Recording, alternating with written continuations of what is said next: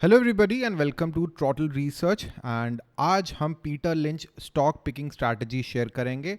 We are going to start with who is Peter Lynch, वो क्या करते थे एंड उनकी स्ट्रैटेजीज आज हम शेयर क्यों करने वाले हैं। Investing principles by Peter lynch, classify your stocks, वो अपने स्टॉक्स को कैसे क्लासिफाई करते थे ताकि आप अपने पोर्टफोलियो को कैसे डाइवर्सिफाई कर सकें, रिस्क मैनेज कर सकें, अपॉर्चुनिटीज़ को कैसे आइडेंटिफाई कर सकें, वो स्टॉक का क्लासिफिकेशन उसमें हेल्प करता है। हम फिल्टर्स लगाएंगे बाय पीटर लिंच, हम उन फिल्टर्स को क्वांटिटेटिव टर्म्स में लेकर आएंगे और फिर उसका एक स्क्रीनर बनाएंगे। So let's start the session. So Peter lynch, the legendary fund manager of Fidelity Magellan fund. So Fidelity के ये फंड मैनेजर थे ड्यूरिंग 1977 टिल 1990 एंड इतने सालों में उनका एवरेज रिटर्न जो था वो 29.2% था। इन्होंने बेहतरीन तरीके से बेंचमार्क को बीट किया। इनके मैनेजमेंट के अंडर जो है फंड का टोटल एसेट्स था that grew from $18 million to 14 billion. So $18 million to 14 billion पे ले आए एसेट अंडर मैनेजमेंट को Peter Lynch. That is why he is so much popular. And उनके जो इन्वेस्टिंग प्रिंसिपल्स है, it starts with invest in what you know. उन्हीं companies में आप इन्वेस्ट करें जिनके बारे में आप जानते हैं। अगर आप फार्मा इंडस्ट्री में काम करते हैं तो फार्मा कंपनीज में आप इन्वेस्ट करें। अगर आप ऑटो इंडस्ट्री में काम करते हैं तो आप ऑटो इंडस्ट्री में इन्वेस्ट करें, right. Look for growth at reasonable price. Now both are very very important. इसको हम फिल्टर्स के फॉर्म में भी एक्सप्लेन करेंगे। ऐसी कंपनीज को ढूंढो जो रीजनेबली प्राइस्ड हैं, जो जिनके स्टॉक प्राइस रीजनेबल है एज ऑफ द मोमेंट और उनका ग्रोथ का बहुत अच्छा पोटेंशियल है। Check for insider buying and institutional ownership. पहला point, insider buying, that means कि जो कंपनी है उसके जो इनसाइडर्स हैं वहाँ पे पॉजिटिव ट्रांजैक्शंस होनी चाहिए। दैट मीन्स उन्होंने बाय ज़्यादा किया हो, सेल कम किया हो, इनसाइडर बाइंग पॉजिटिव हो। और इंस्टीट्यूशनल ओनरशिप जो है that should be less than 80%। Institutional ownership should be less than 80%। Exactly बताया नहीं हुआ कि 80% होना चाहिए कि 70% होना चाहिए, but 80%, right. As per our knowledge हम इसको 80% ले रहे हैं आज। Okay, institutional ownership should be less than 80%। So DII और FII का मिला के 80% से कम। Be patient and think long term. Long term आप प्लान करिए। आप इन्वेस्ट जब भी कर रहे हैं तो लॉन्ग टर्म के लिए करें, राइट। उसके बाद have a diverse portfolio. Peter lynch is in favour of diversification. इनके पोर्टफोलियोज में 100+ शेयर हुआ करते थे, राइट। सो डाइवर्सिफिकेशन में बिलीव करते हैं। Avoid market timing. आप मार्केट को टाइम नहीं कर सकते। आप कभी भी मार्केट को टाइम नहीं कर सकते। कई बार मैंने देखा है, फॉर एग्जांपल HDFC का स्टॉक पिछले 6 महीने में 1200 से लेके 1800 तक मूव कर रहा है। Never try to catch this, ठीक है। आप कई बार लकी हो सकते हो कि आपने आज 1400 का परचेज किया, 3 दिन बाद 1600 का हो जाएगा, but try to avoid market timing when you are investing. जब आप इन्वेस्ट कर रहे हो आप मार्केट को टाइम नहीं कर सकते। Stay calm during market volatility. Market बहुत ऊपर नीचे होती है तो वहाँ पे आपको काम रहना है, right. So classify your stocks. Peter lynch ने 6 कैटेगरीज में क्लासीफाई किया स्टॉक्स को। First of all, slow growers. Mature companies हैं जहाँ पे ग्रोथ कम है। Colgate Palmolive, right. कोलगेट का जो शेयर है इंडिया में अवेलेबल है। मेच्योर है कंपनी, राइट। ग्रोथ उतना नहीं है लेकिन डिविडेंड स्टॉक है, अच्छा डिविडेंड पे करते हैं। स्टालवॉर्ट्स, यहाँ पे ऐसी कंपनीज लार्ज हैं, ग्रोथ मॉडरेट हो चुकी है, it's a safe investment with decent return. HUL is a good example. Fast growers, smaller companies जहाँ पे हाई ग्रोथ पोटेंशियल है, these can offer substantial returns but comes with a higher risk. छोटी companies जहाँ पे growth का बहुत बहुत potential है।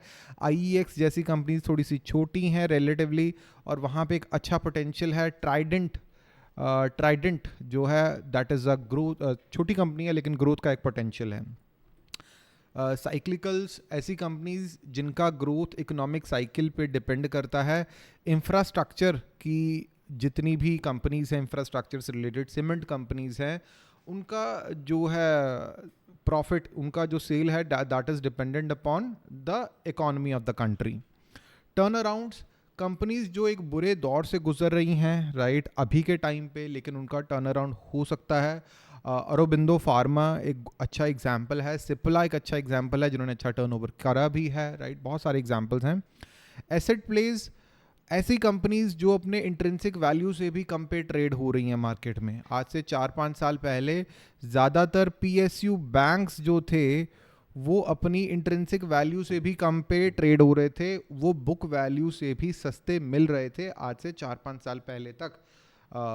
कोरोना काल से पहले भी ये अपने इंट्रिंसिक वैल्यू छोड़िए बुक वैल्यू से भी सस्ते मिल रहे थे।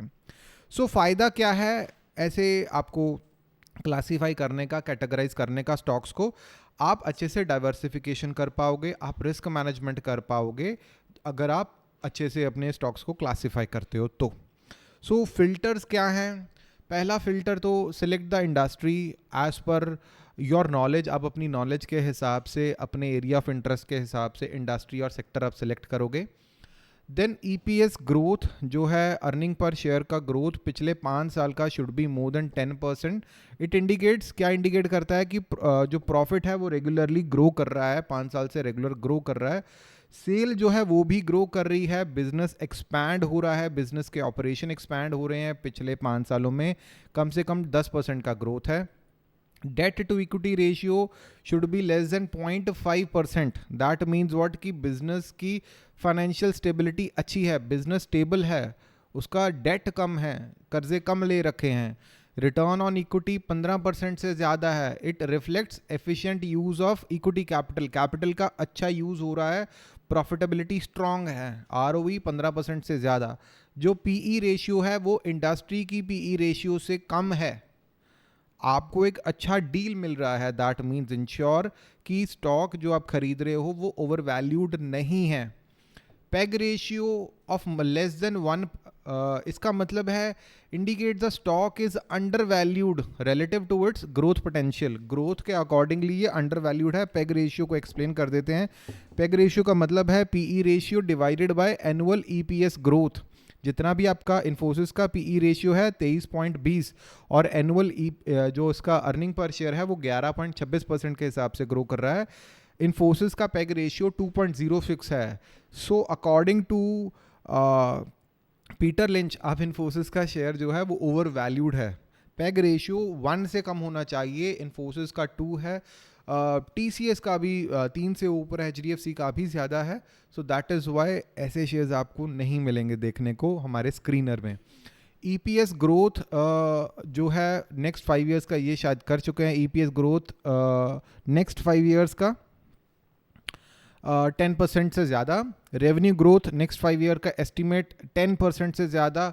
सो एस्टिमेटेड EPS और रेवेन्यू ग्रोथ इस पे हम ज़्यादा नहीं जाएंगे। इनसाइडर बाइंग पॉजिटिव होनी चाहिए लास्ट 6 मंथ्स में। इंस्टीट्यूशनल ओनरशिप जो है वो 80% से ज़्यादा होनी चाहिए। इंस्टीट्यूशनल ओनरशिप में DII और FIIs का दोनों का जो ओनरशिप है स्टॉक में वो 80% से कम है।